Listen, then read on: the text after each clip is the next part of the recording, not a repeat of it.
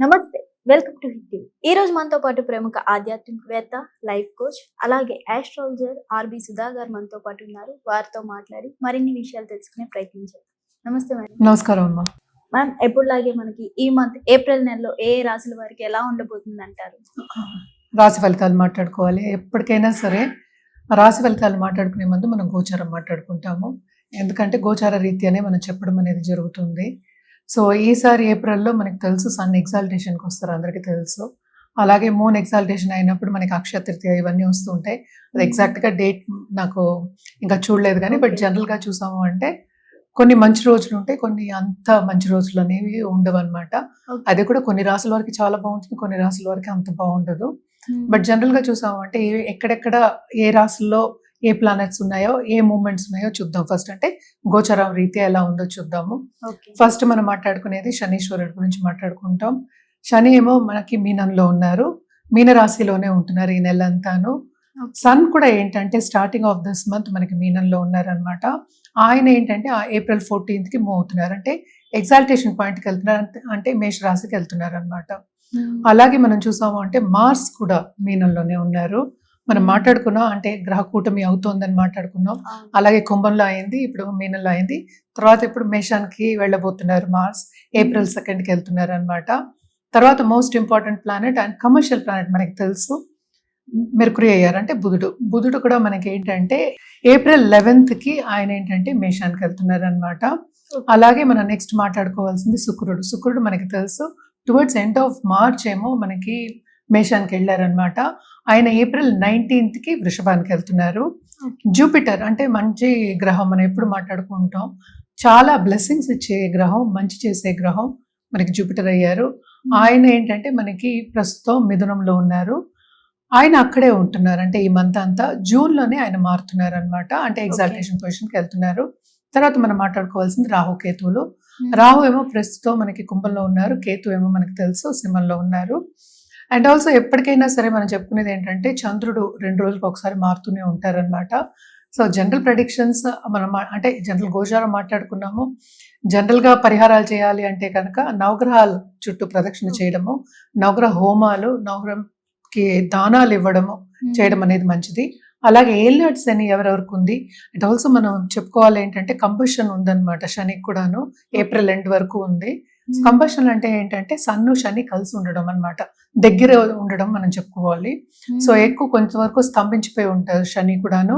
But general గా మనం చూసామంటే ఈవెన్ మన లోక పరిస్థితి కూడా మనం చూసాము అంటే ఆందోళనకరంగానే ఉంది. సో ఇవన్నీ పోవాలి అంటే ఇంకా కొంచెం టైం పడుతుంది అనమాట. సో పరిహారాలు అందుకని మానేయకూడదు, మనం కంటిన్యూస్ గా పరిహారాలు చేస్తూనే ఉండాలి. అంటే ఏం చేయాలి అంటే ఒక్కొక్క రాశి వాళ్ళకి ఒక్కొక్కటి ఉంటుంది. బట్ జనరల్ పరిహారాలు ఎప్పుడు నేను చెప్పేది ఏంటంటే దేవి పూజలు చేసేవాళ్ళు కంటిన్యూస్ గా ప్లీజ్ దేవి పూజలు చేయండి. ఎందుకంటే శక్తికి మించింది మనకి వేరే లేరు. అంటే సో ఎవరి కుటుంబానికి వాళ్ళకి కులదేవతలు అనేవాళ్ళు ఉంటారు. సో కులదేవతల్ని మనం సేవించవచ్చు, కానీ శక్తి పూజలు చేసింది శక్తి పూజల కన్నా మించింది లేదు అని అందరూ చెప్పుకుంటూ ఉంటారు. అది నేను చెప్పింది కాదు. సో శక్తి పూజలు చేసేవాళ్ళు కంటిన్యూస్ గా, దేవి పూజలు చేసేవాళ్ళు కంటిన్యూస్ గా చేయండి. ఇలాగ ఫ్రైడే చేయాలి, ట్యూస్డే చేయాలి అలా లేదు, కంటిన్యూస్ గా చేసుకోవచ్చు అనమాట, బాగుంటుంది. ఎప్పటికైనా సరే మనం పాజిటివ్ బ్యాంక్ బ్యాలెన్స్ అనేది పెంచుకుంటే కొంతవరకు చెడు జరిగినా కూడా మనం నిలబడే స్థాయి అనేది మనకు వస్తుంది అనమాట.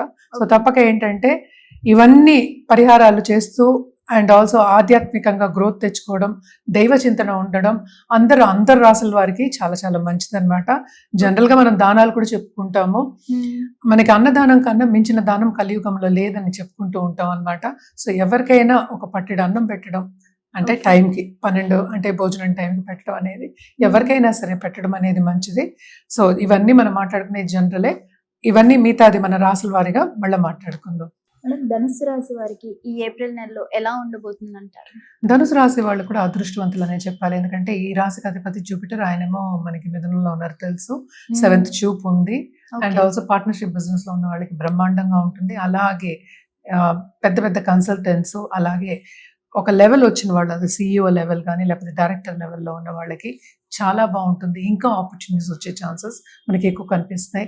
కెరియర్ పాత్ మాత్రం చాలా బాగుంటుందనే చెప్పాలి. ఎందుకంటే మనకి 10th లార్డ్ ఏమో మనకి ప్రస్తుతం 4th లో ఉన్నారు, తర్వాత 5th కి వెళ్తున్నారు, అంటే మెర్కురీ.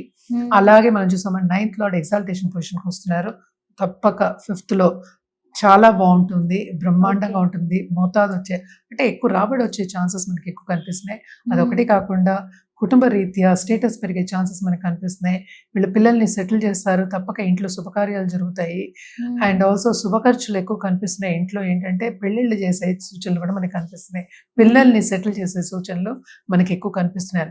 ఖర్చు అనేది మనకి కామన్, ఖర్చు అవుతూనే ఉంటుంది.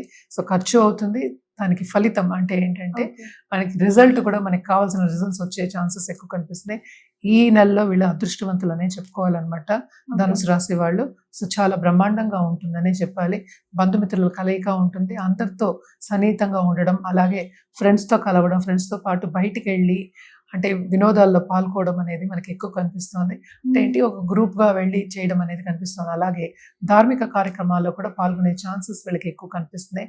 దాని మీద చురుగ్గా పనిచేసి విరాళాలు ఇవ్వడం కూడా మనకి ఎక్కువ కనిపిస్తుంది. అండ్ ఆల్సో ఏంటంటే వీళ్ళకి దాంపత్య జీవితంలో కూడా కొంతవరకు అనుకూల పరిస్థితి నెలకొంటుందని చెప్పాలి. అండ్ ఆల్సో ఏంటంటే స్కూల్స్, ఇన్స్టిట్యూషన్స్ ఉండేవాళ్ళు, పెద్ద పెద్ద ఆన్లైన్ ఇన్స్టిట్యూషన్స్ ఉండేవాళ్ళు, అండ్ ఆల్సో ఏంటంటే ఇప్పుడు లైఫ్ కోచెస్ కానీ ఎనీ కోచింగ్ బిజినెస్లో ఉండేవాళ్ళు, స్పోర్ట్స్లో ఉండేవాళ్ళు, వీళ్ళందరికీ కూడా ఈ నెల అంతా చాలా బాగుంటుంది. రాబడి వచ్చే ఛాన్సెస్ ఎక్కువ కనిపిస్తున్నాయి. కొత్త బిజినెస్లు విస్తరించే ఛాన్సెస్ కూడా మనకి ఆపర్చునిటీస్ వస్తాయి, విస్తరించే ఛాన్సెస్ కూడా మనకి కనిపిస్తున్నాయి అన్నమాట. ఎవరైతే ఈఎంఐ లోన్ల బాధ్యతలు ఉన్నారో వాళ్ళు క్లియర్ అయ్యే అవకాశాలు ఉన్నాయంటారా మ్యామ్? ఈ నెలలో అన్ని ఒక నెలలో క్లియర్ అవ్వవు కనుక తప్పక ఈఎంఐ కడతారు. అండ్ ఆల్సో వీళ్ళకి ఏంటంటే మోతాదు వస్తుంది కనుక కంఫర్టబుల్ గా ఉంటారని చెప్పడం, ఈ నెలలో కంఫర్టబుల్ గా ఉంటారని చెప్పడం అనేది జరుగుతుంది. ఓకే. ఎలాంటి పరిహారాలు చేస్తే ఇంకా మంచిగా ఉండే అవకాశాలు ఉన్నాయంట? తప్పక గురుగాళ్ళు పట్టుకోవడం మంచిది. బెస్ట్ ఏంటంటే నవగ్రహాల చుట్టూ ప్రదక్షిణ చేయడం. నేను ప్రదక్షిణ వరకే చెప్తున్నాను. నవగ్రహాలు ఇది చేయడం, జపం చేయడము, అలాగే దానం ఇవ్వడం అనేది చాలా చాలా మంచిది. థర్స్డే ఏ గురువు అయినా సరే, గురువు గుడికి వెళ్ళి అంటే ఎక్కడ ఉంటే అక్కడ ఏ గురువు అయినా సరే, మీ కుల గురువు అయినా సరే ఆ టెంపుల్కి వెళ్ళి తప్పక సేవించడం అనేది చాలా మంచిది. అలాగే ఏంటంటే అన్నదానం చేయడం ఆ రోజు తప్పక చాలా చాలా మంచిది అనమాట. ఇవన్నీ చేసుకుంటే వీళ్ళకి ఇంకా బాగుంటుంది. అలాగే రుద్రాక్ష విషయానికి వస్తే కనుక పంచముఖి రుద్రాక్ష, అలాగే ఏంటంటే చతుర్ముఖి రుద్రాక్ష వేసుకోవడం అనేది వీళ్ళకి చాలా మంచిది. అండ్ ఆల్సో కలర్స్ విషయానికి వస్తే కనుక ఎల్లో కలర్ నుంచి గోల్డ్ కలర్ వేసుకోవడం ఇంకా మంచిది. మన 12th లార్డ్ కూడా మనకి ఏంటంటే 5th వస్తున్నారు. అటు ఖర్చు కనిపిస్తోంది మనకి, ప్లస్ కనిపిస్తుంది, మైనస్ కనిపిస్తోంది. ఎందుకంటే అటు లాభాలు వస్తాయి, ఖర్చు ఉందన్నమాట. జూపిటర్ చల్లని చూపు ఉంది కనుక ఆయన బ్లెస్సింగ్స్ ఉన్నాయి. సో పెద్దవాళ్ళ బ్లెస్సింగ్స్ కూడా ఉన్నాయి. అలాగే ఏంటంటే తల్లిదండ్రుల బ్లెస్సింగ్స్ తీసుకోవడం అనేది కూడా చాలా మంచిది. అట్లీస్ట్ కొంతవరకు వినండి, విని ముందుకు వెళ్ళడం ఈ నెలలో ఇంకా మంచిది. ఎప్పటికైనా తల్లిదండ్రుల మాట వినడం మంచిదే, వాళ్ళకి గౌరవం ఇవ్వడం మంచిదే. సో తప్పక ఈ నెలలో అయితే స్పెషల్గా చెప్పడం ఏంటంటే వీళ్ళకి ఇంకా మంచిది.